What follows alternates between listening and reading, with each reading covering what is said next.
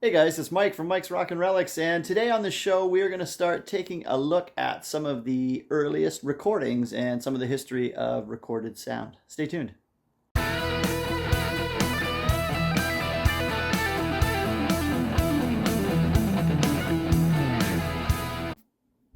Shortly after the American Civil War, the idea and concept of having pre-recorded sound became something of importance, and American innovators were all over this trying to create this technology. And it was Thomas Edison that ended up with a machine called the parlor speaking phonograph.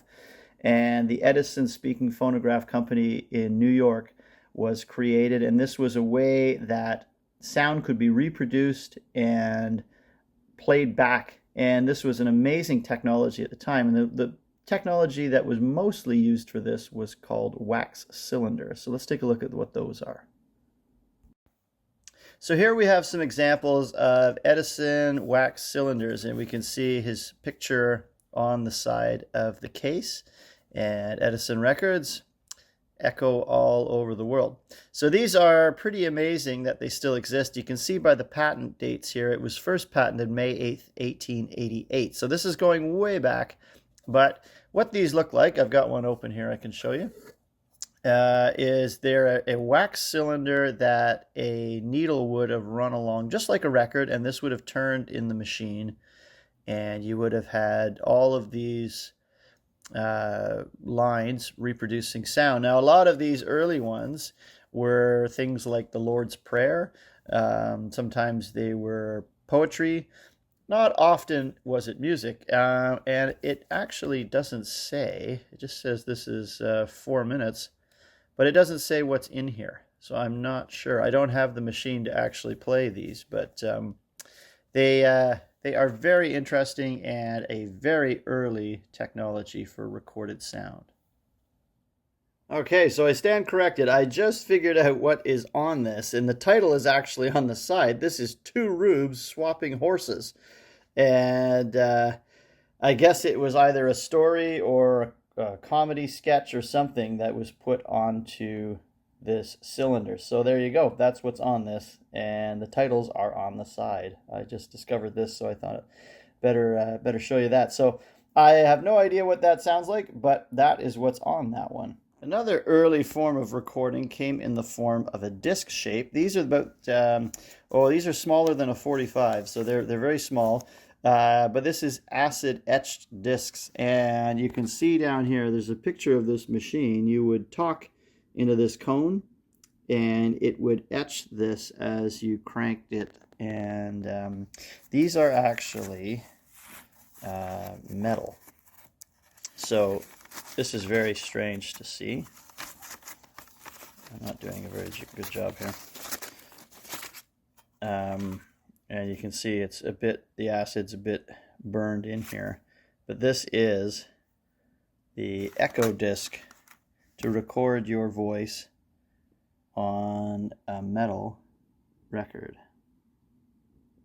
Hey guys, thanks for watching. If you're a big fan of rock and roll and you like records, guitars, and stories about rock and roll, be sure to give us a like and subscribe and ring that bell. It helps us to grow the channel and keep more stuff coming. Thanks a lot.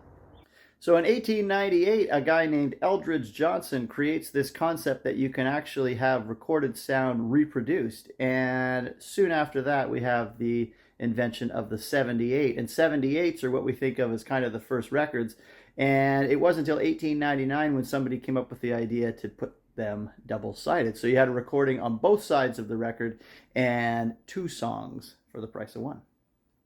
So the first sounds that were recorded, mass-produced, and put out as double-sided records were not actually intended for adults. They were children's stories, and that's what was created for the first double-sided 78s. The first two record labels to really embrace this concept was RCA Victor and his master's voice, and this is an early recording there. This is Old Black Joe, Masses into Cold, Cold Ground. And over here, Columbia Records was the other one. This is Turkey in Straw. And these are early Columbia and RCA Victor recordings. This RCA, his master's voice record on Victor, was actually composed by Stephen Foster. And if you know the song Camptown Races, that's Stephen Foster. In 1878, Emil Berliner patents the gramophone, and it's a talking machine that employs literally cut discs, and this is where we get the 78. And if you look at this title right here, it says the Berliner Gramophone Company. This was out of Montreal, but it was done in the United States and then would have been shipped to Montreal. But that is the guy who created this idea of the cut disc system. And this is a gramophone machine, and so this was the way that these were going to be played. We'll have this in an upcoming episode, but this is how the sound was reproduced on these. You would take this handle and crank it, and then the sound came out of this horn, much like is depicted in the His Master's Voice advertisements of the time. A new technology is created in 1914 for the Little Wonder record label. And these are little 5-inch records that come out. And these are excerpts of what's on the 78s that labels are selling. So this would give you partial songs and a sample of what's being created on other labels. And they were cheaper and smaller, and you could get these little ones just to sample and see if you wanted to buy a bigger one. So there you are, taking you back to a time when the first recorded sounds happened and the people that were so influential in the recording industry and Thomas Edison's invention. Everything kind of spiraled from there, and we have the first recording. So pretty cool. Music came into the fold a little later, but not that much later, and it was definitely a way to get music distributed and across the country faster and things like that. So imagine where we'd be without recorded sound these days. These are pretty important innovations. I hope you enjoyed that look, and this is a continual series that we're doing on the history of rock and roll, and right now we're just talking about some of these early pioneering individuals that helped get us there. So I hope you like that. Tune in next week for another episode, and keep on collecting. We'll see you then.